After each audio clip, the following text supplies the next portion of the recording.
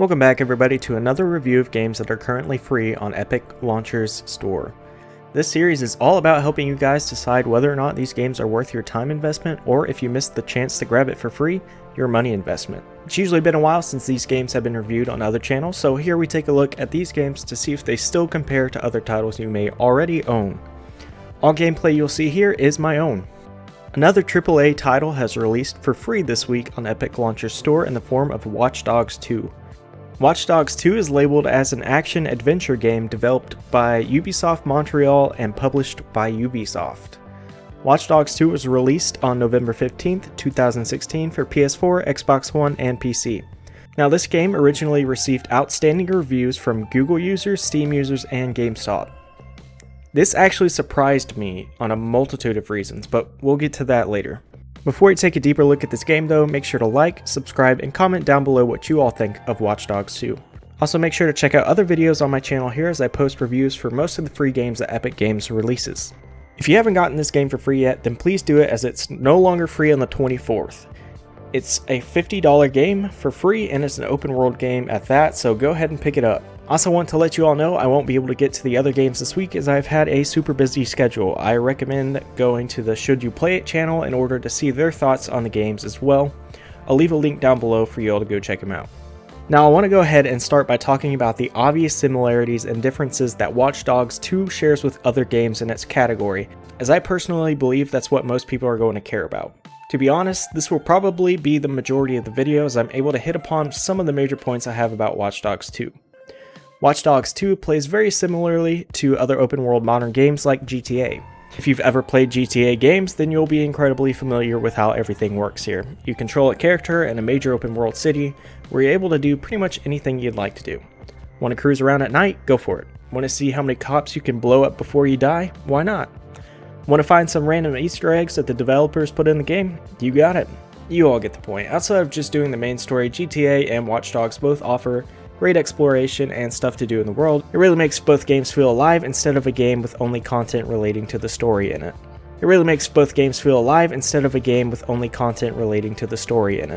There are a few main differences between the two though that are important to know about Watchdogs if you're wanting to play it. First of all, the whole hacking idea that Watchdogs franchise brings to the table is completely different.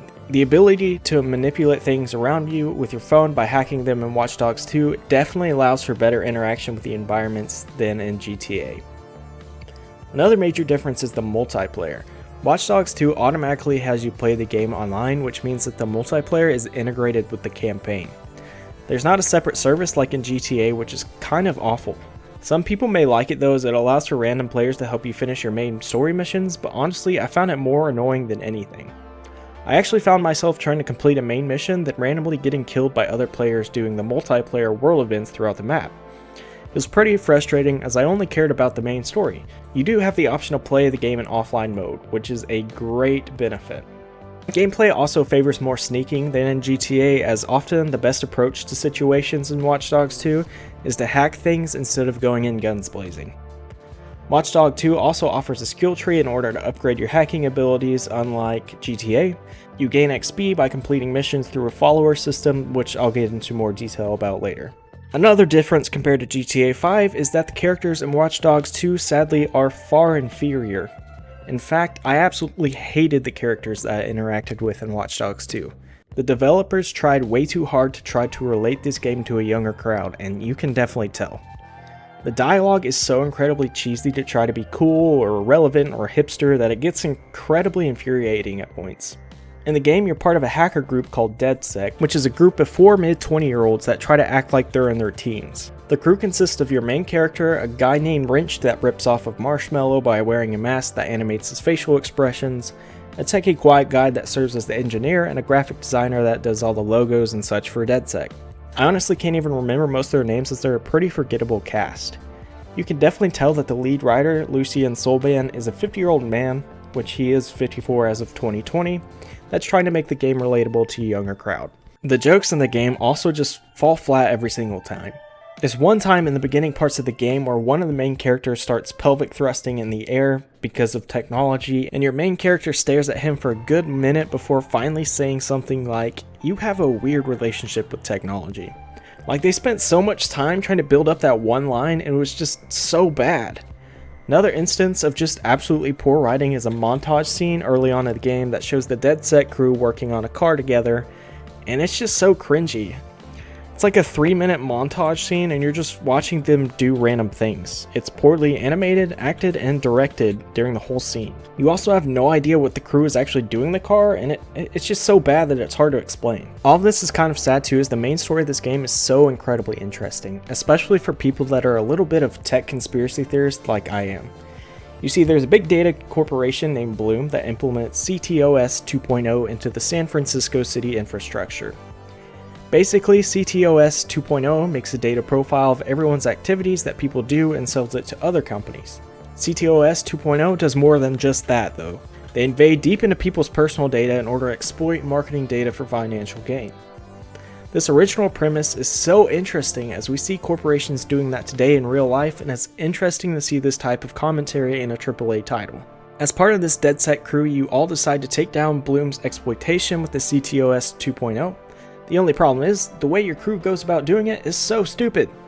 You all decide to create an app that when people download it, it gives Dead Set crew access to people's computing power.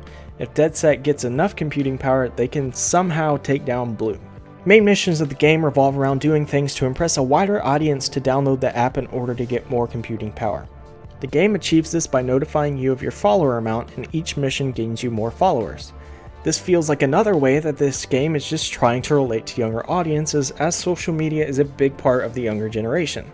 But for me, it just sounds so stupid to hear mid-20-year-olds so obsessed with gaining more followers. It's also sad that main missions generally end up being similar to each other. GTA 5 has a lot more variety in missions compared to Watchdogs 2, as you spend most of your time in Watchdogs 2 infiltrating a place, hacking something, and getting out.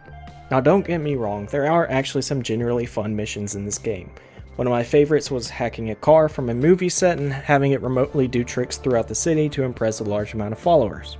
Another kind of stupid thing about this gaining more computing power thing through people downloading this app is that you're literally downloading an app from a hacker group to put a Trojan horse on your computer to use for the greater good. Trojan horse viruses are never mentioned in this game, as most of the technology things that they do aren't really believable enough to be related to real life, but Trojan horses are viruses that allow you to take control of someone else's PC. The only thing is that in real life, Trojan horses are on machines to steal data. Now your Dead Set group promises not to steal this data, but yet you can go around the city and literally see people's bank accounts, job titles, and other personal information. You can then proceed to wire money from their accounts to yours. Like, this isn't a believable cause if you're legit hacking people for financial gain just like Bloom. This completely undermines the point of the whole cause. The last thing I want to mention though are the graphics. In cutscenes, character models look pretty bad in the eyes. I understand that eyes are hard for a lot of developers, as they are complex, and if you get it wrong, your characters look dead inside. But I sort of expected a little bit more from this game. Outside of the cutscenes though, everything looks great. I honestly enjoyed the environments of San Francisco and was thoroughly impressed by damaged car animations as well. You will need a better machine though to be able to run this game. I wouldn't think you'd be able to play this game on a low to mid tier machine, as processing such a large world map that's more detailed than GTA 5 takes a little bit of effort from a machine. That's pretty much everything about the game that's worth mentioning though. This game is an enjoyable distraction to those that are bored of GTA 5 and want another distraction in preparation of GTA 6. The hacking also adds to the interaction of the world in Watch Dogs 2, which adds to even more enjoyability of the game. I wouldn't come in expecting too much of a fantastic story though, as I personally found it to be rather flat. Now the two questions I ask for every game that I play: am I going to keep this on my machine? I believe so. I don't think I've gotten everything out of Watch Dogs 2 that I've wanted to so far, so I'm going to keep playing it until I'm satisfied. And the last question for those who missed the opportunity to grab it for free is if it's worth an hour of gameplay for every dollar you spend on the game. Currently with the $50 price tag, I would leave the game alone. I can see how someone could spend 50 hours in the game, but I don't believe that it's worth more than $35, so you may want to wait until the price point is lower in order to buy it. That brings us to the end of this video though. If you liked this video, make sure to like, subscribe, and comment down below what you all feel about Watch Dogs 2 and whether or not you plan on picking it up. I'll see you all next time on the Megabod channel.